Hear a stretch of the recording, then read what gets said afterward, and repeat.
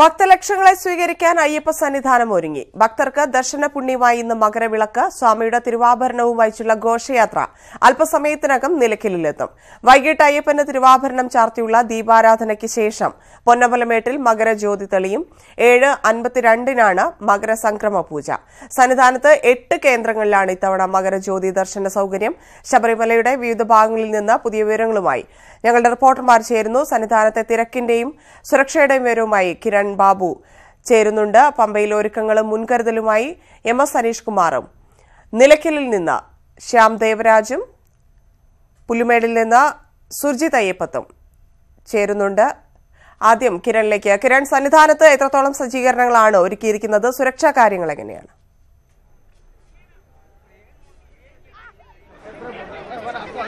ധന്യ, ശബരിമല മുൻ ദിവസങ്ങൾ കണ്ടതുപോലെയല്ല ഇന്ന് ശബരിമല മാറിയിരിക്കുന്നു. പഴയതുപോലെ വലിയ തിരക്കിലേക്കാണ് ശബരിമല എത്തിപ്പെട്ടിരിക്കുകയാണ്. ഈ മകര ജ്യോതി കാണാൻ വേണ്ടി ആയിരക്കണക്കിന് ഭക്തരാണ് കഴിഞ്ഞ ദിവസങ്ങൾ മുതൽ ഇവിടെ എത്തിച്ചേരാൻ തുടങ്ങിയത്. ഏകദേശം മെനഞ്ഞാന്ന് രാത്രി മുതൽ ഇവിടെ എത്തിയ ഭക്തരിൽ മഹാഭൂരിപക്ഷവും മടങ്ങിപ്പോയിട്ടില്ല. ഇന്നലെ മുതൽ വരുന്ന ഭക്തരിൽ മഹാഭൂരിപക്ഷവും ഈ ജ്യോതിക്ക് വേണ്ടി തന്നെ ഇവിടെ തങ്ങുകയാണ്. അതുകൊണ്ട് തന്നെ സന്നിധാനവും പരിസര പ്രദേശങ്ങളും ആകെ ഭക്തരാൽ നിറഞ്ഞിരിക്കുകയാണ്. ഈ കഴിഞ്ഞ മകരസംക്രമ ദിവസത്തെ അത്ര തിരക്കില്ലെങ്കിലും അതിനേക്കാൾ ഏകദേശം 1.5 ലക്ഷത്തോളം ആളുകളുടെ തിരക്ക് കുറവാണ് ഇത്തവണ അനുഭവപ്പെടുന്നത്. ആ കണക്കുകൾ ഏകദേശം വൈകുന്നേരത്തോടുകൂടി ശരിയാവും എന്നാണ് പോലീസിന്റെ ഇപ്പോഴത്തെ കണക്കുകളും വ്യക്തമാക്കുന്നത്. എങ്കിൽ തന്നെയും ഈ സീസണിലെ ഏറ്റവും കടുത്ത തിരക്കിലാണ്. നടപ്പന്തലടക്കം ക്യൂ രൂപപ്പെട്ടിരിക്കുന്നു. എല്ലായിടത്തും വലിയ ക്യൂ തന്നെ രൂപപ്പെട്ടിരിക്കുന്നത് കാണാം. ഇന്നത്തെ ഏറ്റവും വലിയ പ്രത്യേകത, ഇന്ന് മകരജ്യോതി ദർശിക്കാം, അതോടൊപ്പം തന്നെ തിരുവാഭരണ വിഭൂഷിതനായ അയ്യനെ കണ്ടു തൊഴാൻ കഴിയും. ഈ 2 കാര്യങ്ങൾ കൊണ്ടാണ് പ്രധാനമായും ഭക്തർ ഈ ദിവസം തിരഞ്ഞെടുക്കുന്നത്. സാധാരണഗതിയിൽ തന്നെ എല്ലാ വർഷവും ഏറ്റവും കൂടുതൽ തിരക്ക് അനുഭവപ്പെടുന്നത്, ഏറ്റവും കൂടുതൽ ഭക്തർ എത്തുന്ന ദിവസം ഈ മകരജ്യോതി ദിവസമാണ്. ആ ദിവസത്തെ കൊണ്ട് പഴയതുപോലെ തന്നെ മുൻ വർഷങ്ങളുടെ പോലെ തന്നെ വലിയ തിരക്കിലേക്കാണ് ഇന്ന് മകരജ്യോതി ദിവസവും എത്തിച്ചേർന്നിരിക്കുന്നത്. ഇന്ന് പോലീസും വിപുലമായ സൗകര്യങ്ങളാണ് ഒരുക്കിയിട്ടുള്ളത്. ഭക്തരുടെ എണ്ണത്തിൽ കുറവുണ്ടായത് പോലീസിന് വലിയ ആശ്വാസമാണെങ്കിലും ഇത്തരത്തെ വിവാദങ്ങളുടെ പശ്ചാത്തലത്തിൽ വലിയ ജാഗ്രതയിലാണ് പോലീസ്. എല്ലാവിധ സുരക്ഷാ സംവിധാനങ്ങളും ഒരുക്കിയിട്ടുണ്ട്. പ്രത്യേക സുരക്ഷ പല ഘട്ടങ്ങളായി തന്നെ ഒരുക്കിയിട്ടുണ്ട്. ഏകദേശം 2275ഓളം പോലീസുകാരെയാണ് വിവിധ ഭാഗങ്ങളിലായി നിയോഗിച്ചിട്ടുള്ളത്. അതോടൊപ്പം തന്നെ എല്ലാ ഭക്തർക്കും സുഗമമായ ദർശനം സാധ്യമാകുന്ന രീതിയിലുള്ള സൗകര്യങ്ങൾ ദേവസ്വം ബോർഡും സർക്കാരും ഏർപ്പെടുത്തിയിട്ടുണ്ട്. ദേവസ്വം മന്ത്രി കടകംപള്ളി സുരേന്ദ്രൻ രാവിലെ തന്നെ ഇവിടെ എത്തിച്ചേർന്നു. ഇന്ന് വൈകുന്നേരം തിരുവാഭരണം 18-ാം പടിയിൽ വെച്ച് സ്വീകരിക്കുമ്പോൾ മന്ത്രിയുടെ നേതൃത്വത്തിലാണ് സ്വീകരിക്കുന്നത്.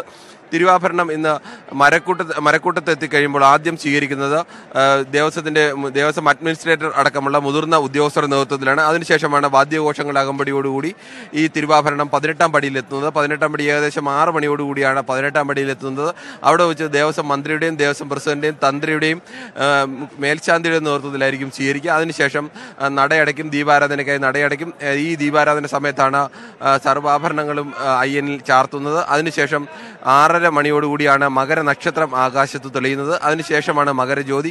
ഈ മകരജ്യോതി കാണുവാൻ വേണ്ടിയാണ് ആയിരക്കണക്കിന് ഭക്തർ കാത്തിരിക്കുന്നത്. അയ്യപ്പ ഭക്തർ ദർശന പുണ്യമായിട്ടാണ് ഈ മകര ജ്യോതിയെ പ്രധാനമായും കാണുന്നത്. അതുകൊണ്ട് തന്നെ ഏറ്റവും 8 കേന്ദ്രങ്ങളിലാണ് മകരജ്യോതി ദർശനത്തിനായി സൗകര്യമൊരുക്കിയിട്ടുള്ളത്. ഏറ്റവും പ്രധാനപ്പെട്ട കേന്ദ്രം ഈ ശബരിമല തന്നെയാണ്. ശബരിമലയിൽ നിന്നുകൊണ്ട് മകരജ്യോതി കാണുക വലിയ പുണ്യമായിട്ടാണ് ഓരോ ഭക്തനും കരുതുന്നത്. അതുകൊണ്ട് തന്നെ ഈ ശബരിമലയുടെ വിവിധ ഭാഗങ്ങളിലായി തമ്പടിച്ചിരിക്കുകയാണ്. ഇവിടുത്തെ ഏകദേശം വിരിവെക്കാനുള്ള സ്ഥലങ്ങളെല്ലാം തീർന്നു കഴിഞ്ഞു. അതിനപ്പുറത്തേക്ക് അടക്കം വിരിവെച്ചുകൊണ്ടാണ് ഇന്നലെ രാത്രിയിലടക്കം ഭക്തർ താമസിച്ചത്. ഇപ്പോൾ ഏകദേശം നടപ്പന്തലിലടക്കം ഈ തിരക്ക് വലിയ തിരക്കിലേക്കാണ് വന്നുകൊണ്ടിരിക്കുന്നത്. ഈ പ്രാവശ്യത്തെ ഒരു പ്രത്യേകത മകരസംക്രമം എന്ന് പറയുമ്പോൾ സൂര്യൻ ദക്ഷിണ രാശിയിൽ നിന്ന് ഉത്തരരാശിയിലേക്ക് മാറുന്ന സമയമാണ്. ആ മകരസംക്രമ സമയം 7:52 7:52-നാണ് മകരസംക്രമ പൂജ നടക്കുന്നത്. ഈ മകരസംക്രമ പൂജ നടക്കുമ്പോൾ തിരുവാഭരണം അഴിച്ചുമാറ്റും. അതിനുശേഷമാണ് മകരസംക്രമ പൂജ നടക്കുന്നത്. പൂജയ്ക്ക് ശേഷം വീണ്ടും തിരുവാഭരണം ചാർത്തി, അങ്ങനെ തിരുവാഭരണം ചാർത്തി അയ്യനെ അതിനുശേഷം വീണ്ടും ഭക്തർക്ക് കാണുവാനുള്ള അവസരവും ഇന്നുണ്ടാവും. അനീഷ് കുമാർ പമ്പയിലുണ്ട്. അനീഷ, പമ്പയിലെ ഒരുക്കങ്ങളും മുൻകരുതലുകളും ഒക്കെ എങ്ങനെയാണ്? ധന്യ, പമ്പയിൽ നിന്നും ഇപ്പോൾ സന്നിധാനത്തേക്ക് ഭക്തരുടെ വലിയ ഒരു ഒഴുക്ക് തന്നെ അനുഭവപ്പെടുന്ന കാഴ്ചകളാണ് നമുക്ക് കാണാൻ കഴിയുന്നത്. 31,335 പേരാണ് ഇന്ന് രാവിലെ നട തുറന്ന ശേഷം പമ്പയിൽ നിന്നും സന്നിധാനത്തേക്ക് പോയിരിക്കുന്നത്. മുൻകാലങ്ങളിൽ നിന്നും വിഭിന്നമായി ഇത്തവണ പമ്പയിൽ മകരജ്യോതി ദർശനത്തിനുള്ള ആളുകൾക്കുള്ള അവസരം പരിമിതപ്പെടുത്തിയിട്ടുണ്ട്. ഹിൽ ടോപ്പ് അടക്കമുള്ള ഇടങ്ങളിൽ ഇത്തവണ സുരക്ഷാ ഭീഷണി ഉള്ളതുകൊണ്ടും പ്രളയത്തെ തുടർന്ന് പമ്പ പൂർണ്ണമായി തകർന്ന സാഹചര്യത്തിൽ സുരക്ഷിതമായി ദർശനം നടത്താൻ നടത്താൻ അനുവദിക്കാനാവില്ലെന്ന് പോലീസ് അറിയിച്ചിരുന്നു. അതുകൊണ്ട് പമ്പയിലെ ഫോറസ്റ്റ് ഡോർമെറ്ററിക്ക് സമീപവും ഗണപതി കോവിലിനടുത്തും പരിമിതമായ രീതിയിൽ ഇത്തരത്തിൽ ജ്യോതി ദർശനത്തിനുള്ള അവസരം ഒരുക്കിയിട്ടുണ്ട്. ഒപ്പം ഉച്ചയ്ക്ക് 1:15 പമ്പയ്ക്ക് സമീപമുള്ള ചെറിയാനവട്ടത്ത് തിരുവാഭരണ ഘോഷയാത്ര എത്തും. കാനന പാതയിലൂടെ തന്നെ കരിമല കടന്ന് അപ്പാച്ചിമേട്ടിലൂടെ ശരംകുത്തിയിലേക്കും ശബരിപീഠത്തിലേക്കും സന്നിധാനത്തേക്കുമൊക്കെ ഘോഷയാത്ര പോകും. ഈ സമയത്ത് പമ്പയിൽ നിന്നും സന്നിധാനത്തേക്ക് ഭക്തരുടെ മലകയറ്റത്തിന് ചെറിയ ചില നിയന്ത്രണങ്ങളും ഏർപ്പെടുത്തിയിട്ടുണ്ട്. എന്തായാലും ഇതുമായി ബന്ധപ്പെട്ട മുഴുവൻ ക്രമീകരണങ്ങളും പൂർത്തിയായതായാണ് ജില്ലാ ഭരണകൂടം അറിയിച്ചിരിക്കുന്നത്. പമ്പയിലെയും സന്നിധാനത്തെയും സുരക്ഷയ്ക്ക് ഉപരി ഈ മകരജ്യോതി ദർശനം കഴിഞ്ഞ ശേഷം താഴേക്ക് ഇറങ്ങുന്ന ഭക്തരുടെ സുരക്ഷ, ഗതാഗത പ്രശ്നങ്ങൾ തുടങ്ങിയ എല്ലാം പരിഹരിക്കുന്നതിനുള്ള നീക്കങ്ങൾ പോലീസിൻ്റെ ഭാഗത്തുനിന്നും ഉണ്ടായിട്ടുണ്ട്. എന്തായാലും നിരവധി ആളുകളാണ് സന്നിധാനത്തേക്ക് ഇപ്പോൾ എത്തിക്കൊണ്ടിരിക്കുന്നത്. സമൂഹത്തിൻ്റെ നാനാതുറകളിലുള്ള ആളുകൾ എത്തുന്നു. ഇപ്പോൾ നമുക്കിപ്പം ഒരു ഗായകനുണ്ട്, തൃശ്ശൂരിൽ നിന്നുള്ള ശ്രീ ഗിന്നസ് നസീർ എന്ന അദ്ദേഹം. എന്താണ് ശബരിമലയിൽ വരിക, ശബരിമലയിൽ പ്രോഗ്രാം നടത്തുക എന്നൊക്കെ നിങ്ങളെ സംബന്ധിച്ചുള്ള എന്താണ് ഒരു വിചാരമായിട്ട്? ഇത് ഇവിടെ ഒരു ശാന്തിയും സമാധാനവും വേണം. അപ്പോൾ അതിനുവേണ്ടി ജനങ്ങൾക്ക് ഉണർത്തി കാണിച്ചു കൊടുക്കാനും ഒരു സന്ദേശം ആയിട്ട് ചെയ്യാൻ വേണ്ടി. ഞാൻ ഒരു മുസ്ലിം കമ്മ്യൂണിറ്റി ജനിച്ച ഒരാളാണ്. എനിക്ക് ജാതി ഭൂതമതൊന്നുമില്ല. ഒരാണ് ഒരു പെണ്ണ്, എല്ലാവരും നല്ല ഒത്തൊരുമിച്ച് ജീവിക്കുക. ഇവിടെ ഒരു ശാന്തി സമാധാനം വേണം. സങ്കടം വരികയാണ് ഇവിടുത്തെ ഓരോ പ്രശ്നങ്ങൾ കണ്ടിട്ട്. അതുകൊണ്ട് മാത്രമാണ് ഇത് ചെയ്യുന്നത്. വെള്ളം എല്ലാ വർഷവും വരാറുണ്ടോ ഇവിടെ? ഇല്ല, ഞാൻ ആദ്യമായിട്ടാണ് ശബരിമലയിൽ ഇങ്ങനെ ചെയ്യുന്നത്. കാരണം എനിക്കിവിടെ വന്നപ്പോൾ ഭയങ്കര ഇഷ്ടപ്പെട്ടു. വളരെ ഐക്യത്തോടുകൂടി ഇവിടുത്തെ അഡ്മിനിസ്ട്രേറ്ററൊക്കെ നല്ല സ്വഭാവം, നല്ല ഹെൽപ്പൊക്കെ ചെയ്തു അദ്ദേഹം. അപ്പം ഞാൻ ബോബി ചെമ്മന്നൂർ, ഞാനും കൂടി ബോബി ഭക്ഷണം അന്നദാനം ചെയ്യാമെന്നാണ് വെച്ചത്. പിന്നെ ഞാൻ പാട്ട് പാടുക. ഒരു പാട്ടിലേക്ക് ഭക്തി ലഹരിയിൽ തന്നെയാണ് സന്നിധാനവും പമ്പയും ഒക്കെ ഉള്ളത്. തിരുവാഭരണ ഘോഷയാത്ര നടന്നുകൊണ്ടിരിക്കുകയാണ്. ശ്യാം ദേവരാജ് ചേരുന്നു. ശ്യാമ, എവിടെ എത്തി ഇപ്പോൾ തിരുവാഭരണവും വഹിച്ചുകൊണ്ടുള്ള ഘോഷയാത്ര? എപ്പോഴാണ് സന്നിധാനത്തെത്തുന്നത്?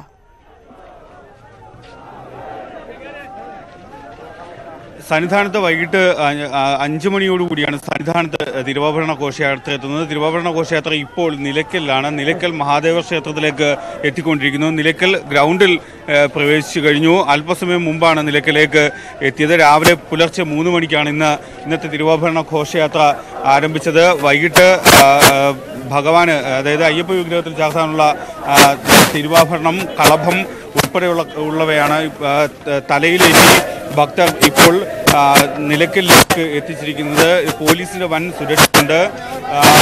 ഈ തിരുവാഭരണ ഘോഷയാത്ര കടന്നു വരുന്ന ഇടങ്ങളിലെല്ലാം തിരുവാഭരണ ഘോഷയാത്ര ഇപ്പോൾ നിലയ്ക്കലിലെത്തി. വൈകിട്ടോടെ സന്നിധാനത്തെത്തും. മകരജ്യോതി ദർശനത്തിനായി ഭക്തർ പുല്ലുമേടിൽ നിന്ന് തമ്പടിച്ചിരിക്കുകയാണ്. നിരവധി ഭക്തരാണ് ഇവിടെ എത്തിയിരിക്കുന്നത്. സുജിത് അയ്യപ്പത്തിന്റെ റിപ്പോർട്ട്. സത്രം പുല്ലുമേട് വഴിയുള്ള തീർത്ഥാടനം ആരംഭിച്ചു കഴിഞ്ഞിരിക്കുകയാണ്. വലിയ അളവിലുള്ള ഒരു തീർത്ഥാടക പ്രവാഹം ഉണ്ടാകുന്നില്ല. ഈ രാവിലെ വലിയ അളവിലുള്ള തീർത്ഥാടക പ്രവാഹം ഉണ്ടാകേണ്ടതാണ്, പക്ഷേ അത്തരത്തിൽ ഉണ്ടാകുന്നില്ല എന്നുള്ളതാണ് ഏറ്റവും ശ്രദ്ധേയമായ വസ്തുത. ഇന്നലെ 450 പേർ മാത്രമാണ് ഈ സത്രം വഴി തീർത്ഥാടനത്തിന് എത്തിയിരുന്നത്. എന്നാൽ ഇന്ന് മകരവിളക്കായതിനാൽ തന്നെ കൂടുതൽ തീർത്ഥാടകർ എത്തും എന്നുള്ള പ്രതീക്ഷയാണുള്ളത്. അതുകൊണ്ട് തന്നെ വിപുലമായ രീതിയിലുള്ള സൗകര്യങ്ങൾ പോലീസ് ഒരുക്കിയിട്ടുണ്ട്. സുരക്ഷാ ചുമതലയ്ക്കും ഗതാഗത ക്രമീകരണത്തിനുമായി 1500 പോലീസുകാരെയാണ് നിയോഗിച്ചിട്ടുള്ളത്. മകരവിളക്ക് കാണാനെത്തുന്നവരുടെ സുരക്ഷയ്ക്കായി പൊതുമരാമത്ത് വകുപ്പ് പുല്ലുമേട്ടിലും പാഞ്ചാലിമേട്ടിലും ഉൾപ്പെടെയുള്ള പ്രദേശങ്ങളിൽ, പരുന്തുംപാറ ഉൾപ്പെടെയുള്ള പ്രദേശങ്ങളിൽ ബാരിക്കേഡുകൾ നിർമ്മിച്ചിട്ടുണ്ട്. പുല്ലുമേട്, സത്രം, വണ്ടിപ്പെരിയാർ, കുമിളി, പാഞ്ചാലിമേട്, പരുന്തുംപാറ എന്നീ കേന്ദ്രങ്ങളിൽ ഫയർഫോഴ്സിന്റെ സേവനവും ലഭ്യമാക്കിയിട്ടുണ്ട്. മാത്രമല്ല മതിയായ വെളിച്ചത്തിന് വേണ്ടി വലിയ ലൈറ്റ് ഉൾപ്പെടെയുള്ള സംവിധാനങ്ങളെല്ലാം തന്നെ പുല്ലുമേട്ടിൽ ഏർപ്പെടുത്തിയിട്ടുണ്ട്. ആരോഗ്യവകുപ്പിന്റെ നേതൃത്വത്തിൽ പീരുമേടും കുമിളിയിലും വണ്ടിപ്പെരിയാറിലും ഉൾപ്പെടെയുള്ള ആശുപത്രികളിൽ മതിയായ സൗകര്യങ്ങൾ ഏർപ്പെടുത്തിയിട്ടുണ്ട്. 20ഓളം ആംബുലൻസിന്റെ സേവനം ഉണ്ട്. അതോടൊപ്പം തന്നെ 30 ഡോക്ടർമാരും 56 പാരാമെഡിക്കൽ സ്റ്റാഫും അവരുടെ സേവനവും ഇവിടെ ലഭ്യമാക്കിയിട്ടുണ്ട്. ആ തരത്തിൽ വലിയ അളവിലുള്ള സുരക്ഷാ ക്രമീകരണങ്ങളും സൗകര്യങ്ങളും എല്ലാം തന്നെ പോലീസിൻ്റെ നേതൃത്വത്തിലും അതോടൊപ്പം തന്നെ വിവിധ വകുപ്പുകളുടെ നേതൃത്വത്തിലും ഒരുക്കിയിട്ടുണ്ട്. ആ ഒരു അർത്ഥത്തിൽ വിപുലമായ രീതിയിൽ ഉള്ള സൗകര്യങ്ങൾ പോലീസിൻ്റെ ഭാഗത്തു നിന്നും ഉണ്ടായിട്ടുണ്ട്. ഇന്ന് കൂടുതൽ തീർത്ഥാടകർ ഈ പാതയിലൂടെ എത്തുമെന്നുള്ളത് തന്നെയാണ് നമുക്ക് കരുതാൻ കഴിയുന്നത്. പക്ഷേ രാവിലെ ഇത്ര സമയമായിട്ട് പോലും ഒരു നീണ്ട ക്യൂ ഒന്നും കാണുന്നില്ല. പക്ഷേ ഇനിയുള്ള സമയങ്ങളിൽ സ്വാഭാവികമായും ഇന്ന് മകരവിളക്കായതിനാൽ ഈ പാത തിരഞ്ഞെടുക്കുന്ന ആളുകൾ കൂടുതൽ പേർ എത്തുമെന്നുള്ള പ്രതീക്ഷ തന്നെയാണ് പോലീസും അത്തരത്തിലുള്ള വിവിധ വകുപ്പുകളും കണക്കുകൂട്ടുന്നത്. വെല്ലുവിളികൾ നിറഞ്ഞ മണ്ഡലകാലമാണ് കഴിഞ്ഞു പോകുന്നതെന്ന് ദേവസ്വം മന്ത്രി കടകംപള്ളി സുരേന്ദ്രൻ. സുപ്രീംകോടതി വിധി നടപ്പാക്കുകയെന്ന കടമയാണ് സർക്കാർ ചെയ്തത്. രാഷ്ട്രം ഭരിക്കുന്ന പാർട്ടി ശബരിമലയിൽ ഭക്തജനങ്ങൾ വരരുതെന്ന് പ്രചാരണം നടത്തി അക്രമം മാത്രമായിരുന്നു അവരുടെ ലക്ഷ്യം. ശബരിമലയെ തകർക്കുകയെന്ന അവരുടെ അജണ്ട കേരളീയർക്ക് മനസ്സിലായെന്നും മന്ത്രി സന്നിധാനത്ത് പറഞ്ഞു. നടവരവിലുണ്ടായ കുറവ് വരും കാലത്ത് ഭക്തർ തന്നെ നികത്തുമെന്നും മന്ത്രി പറഞ്ഞു. യഥാർത്ഥത്തിൽ ഭക്തജനങ്ങൾ ഇങ്ങോട്ട് വരരുത് എന്നുള്ള ക്യാമ്പയിൻ തന്നെ ഒരു ദേശീയ രാഷ്ട്രീയ കക്ഷി, രാജ്യം ഭരിക്കുന്ന കക്ഷി ജനങ്ങൾ വരുന്നതായിട്ട് പ്രദേശങ്ങളിലെല്ലാം നടത്തുന്നുണ്ടായിരുന്നു. അത് മറികടക്കാൻ സാധിച്ചു എന്നുള്ളതാണ് ഈ വെല്ലുവിളിയെ സംബന്ധിച്ച് ചർച്ച ചെയ്യുമ്പോൾ എനിക്ക് തോന്നുന്നത്. കേരള സമൂഹത്തിന്, കേരളീയർക്ക് വസ്തുത എന്താണെന്ന് മനസ്സിലാക്കാനായിട്ട് സാധിച്ചിരിക്കുന്നു എന്നുള്ളതാണ്. ഇവിടെ ഇങ്ങോട്ട് വരരുത്, ഇവിടെ കാണിക്കേണ്ടരുത്, ശബരിമലയെ തകർക്കുക എന്നുള്ള ഗൂഢലക്ഷ്യത്തോടു കൂടി പരിശ്രമിച്ച ഛിദ്രശക്തികൾക്കെതിരെ ഉള്ള വലിയ ഒരു പോരാട്ടം കൂടിയാണ് യഥാർത്ഥത്തിൽ ഈ ദിവസങ്ങളിൽ നടന്നത്. നിശ്ചയമായിട്ടും വസ്തുതകൾ ആളുകൾ മനസ്സിലാക്കുന്നുണ്ട്. അതിൻ്റെ അടിസ്ഥാനത്തിലുള്ള മാറ്റം വന്നുകൊണ്ടിരിക്കുകയാണ്. ഇപ്പോൾ ചിലപ്പോൾ ആകെ എണ്ണി നോക്കുമ്പോഴത്തേക്ക് കഴിഞ്ഞ വർഷത്തെ വരുമാനത്തിൽ കുറവുണ്ടാവും. അതെല്ലാം തന്നെ വരുന്ന നാളുകളിൽ ഭക്തജനങ്ങൾ തന്നെ, ഇവിടെയെല്ലാം ഭക്തർ നൽകുന്നതാണ്, അത് ജനങ്ങൾ തന്നെ നൽകിക്കൊള്ളും, ഭക്തർ തന്നെ നൽകിക്കൊള്ളും എന്നുള്ള കാര്യത്തിൽ സംശയമില്ല. ബഹുമാനപ്പെട്ട മുഖ്യമന്ത്രി പറഞ്ഞിട്ടുണ്ട്, എന്തെങ്കിലും കുറവ് ദേവസ്വം ബോർഡിന് ഇതിന്റെ ഭാഗമായിട്ട് വന്നാൽ ഗവൺമെന്റ് അത് കൈകാര്യം ചെയ്യാൻ വേണ്ടി തയ്യാറാണ്. മകരവിളക്കിനായുള്ള ഒരുക്കങ്ങളെല്ലാം പൂർത്തിയായെന്ന് പത്തനംതിട്ട ജില്ലാ കളക്ടർ PB നൂർ. തീർത്ഥാടകർക്ക് ബുദ്ധിമുട്ടുണ്ടാകാത്ത തരത്തിലുള്ള സുരക്ഷാ സംവിധാനങ്ങളാണ് ഒരുക്കിയിരിക്കുന്നതെന്നും കളക്ടർ ന്യൂസ് 18നോട് പറഞ്ഞു. മകരവിളക്കിനുള്ള എല്ലാ തയ്യാറെടുപ്പും പൂർണ്ണമായിട്ടുണ്ട്. നമുക്ക് 7ഓളം വ്യൂ പോയിന്റുകൾ, കഴിഞ്ഞ വർഷത്തിനേക്കാൾ 2 വ്യൂ പോയിന്റ്സ് നമ്മൾ കൂടുതലായിട്ട് സെറ്റ് ചെയ്തിട്ടുണ്ട്. അവിടെ സഫീഷ്യൻ്റ് ആയിട്ടുള്ള ബാരിക്കേഡും ലൈറ്റിങ്ങും എല്ലാം കൊടുത്തിട്ടുണ്ട്. നിലവിൽ മറ്റ് വിഷയങ്ങളില്ല. ഇവിടെ റിവറിലെ വെള്ളത്തിൻ്റെ കാര്യവും കുറച്ച് ആൾ കൂടുതൽ വരുന്നത് കൊണ്ട് കുറച്ച് റെസ്ട്രിക്റ്റ് ചെയ്യാനായിട്ടുള്ള ഒരു നിർദ്ദേശം ഇന്നലെ രാത്രി കൊടുത്തിട്ടുണ്ട്. അതുകൊണ്ട് തന്നെ ഇന്നലെ നോക്കുമ്പോൾ ഒരു 3 അടി 4 അടിയോളം വെള്ളമുണ്ട്. അപ്പം ഇന്ന് വൈകിട്ട് ഒരു 5-6 മണിയാകുമ്പോഴേക്കും വെള്ളത്തിൻ്റെ തോത് കുറച്ചുകൂടി കുറയ്ക്കാനായിട്ട് ഡാമിൽ ഒരു നിർദ്ദേശം കൊടുത്തിട്ടുണ്ട്. ഹിൽ ടോപ്പിൽ നമ്മൾ ഇത്തവണ റെസ്ട്രിക്റ്റ് ചെയ്യുന്നുണ്ട്. അവിടെ കുറച്ചൊരു സേഫ്റ്റി പ്രിക്കോഷൻസ് ഉള്ളത് കൊണ്ടാണ്.